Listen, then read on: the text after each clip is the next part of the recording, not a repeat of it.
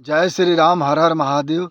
दुख पड़े तो माता पिता भाई बहन पति पत्नी ने दोष न आपो, मित्र ने दोष न आपो, शत्रु ने दोष न आपो। दुख पड़े तो लोको बीजाने दोष आपे कि तमारा कारणे हूँ दुखी छूं। घना लोको कहे समाज खराब छे, मने આગળ આવવા દેતા નથી।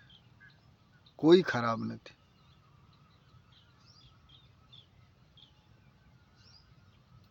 દુઃખ અને સુખ કર્મના પ્રમાણે મળે। જીવનમાં દુઃખ આવે તો કરેલા કર્મ યાદ કરો। લોકો સાહેબ પુણ્ય કરે તો યાદ રાખે, કોઈ સાધુને રોટલા ખવડાવે તો યાદ રાખે, પણ કોઈ માણસના રોટલા ઝોટી લેવે તો યાદ નથી રાખતા। રોટલા ખવડાવે તો યાદ રાખે, રોટલા ઝોટી લેવે તો યાદ નથી રાખતો। જીવનમાં દુઃખ આવે તો કરેલા કર્મ યાદ કરો। અંતમાં ભૂલ તમારી જ થશે।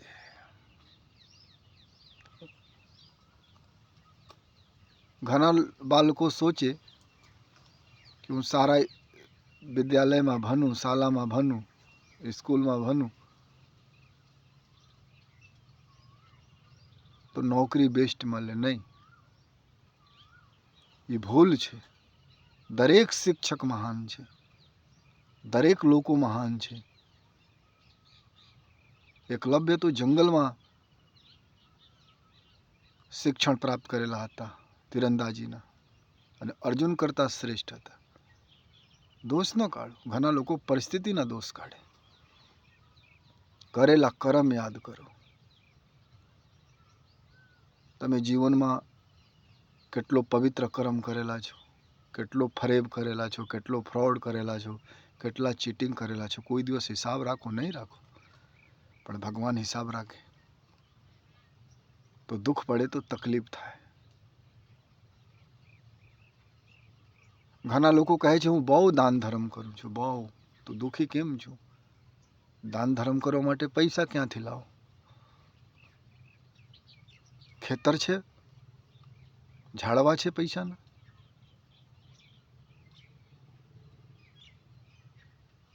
ઘણા લોકો કહે માતા પિતા પાસે ધન નથી, આથી હું દુઃખી છું। માતા પિતા તમે જન્મ આપેલા છે એ ઘણો। મનુષ્ય કરેલા કર્મ યાદ નથી રાખતો। આ ધરતી ઉપર દરેક મનુષ્ય થોડા બહુ ગલત કરે છે, પણ જાહેર નથી કરતા। પુણ્ય કરે તો જાહેર કરે છે। કારણ કે ગિફ્ટ રિટર્ન મળે છે। તમે કોઈને માન આપો તો માન મળે, કોઈને ખવડાવો તો તમે ખવડાવે,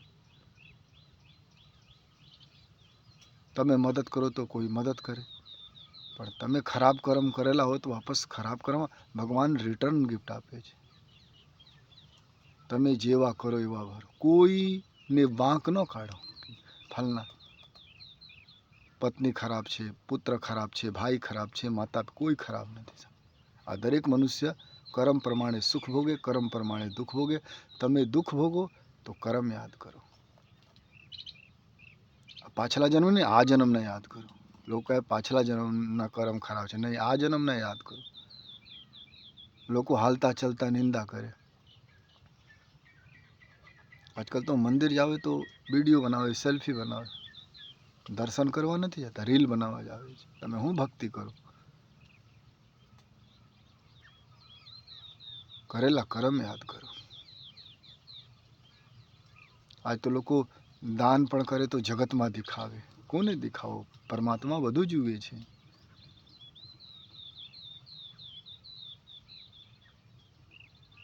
આથી ફલ નથી મળતો। કરેલા કર્મ હંમેશા યાદ રાખો। અને જે મનુષ્ય કર્મ ઉપર કંટ્રોલ કરે, ત્રણ પ્રકારના કર્મ હોય, સાત્વિક, તામસિક અને રાજસિક। દેખાવા કરતા તામસિક છે। સાત્વિક કર્મ તો કોઈને ખબર ન પડે, એ આનંદિત હોય। મનુષ્ય ઝોપડીમાં હોય તો પણ આનંદિત હોય। ઘણા તમે સાધુ સંતોને ઝોપડીમાં હો। એક સંતને હું જોયેલા હતા, ઝોપડી હતી નદીના કાંઠે। જૂનાગઢના પાસે, અને આનંદમાં હતા, જાણે દુનિયાની બધી સંપત્તિ એના પાસે છે. અને ખરેખર સંપત્તિ હતી, જેટલું એને જોઈએ એટલું.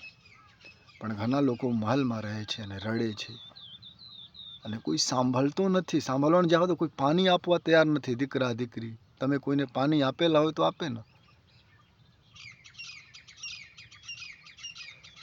શાસ્ત્ર તો કહે છે પુત્ર પણ શત્રુ રૂપમાં આવે છે.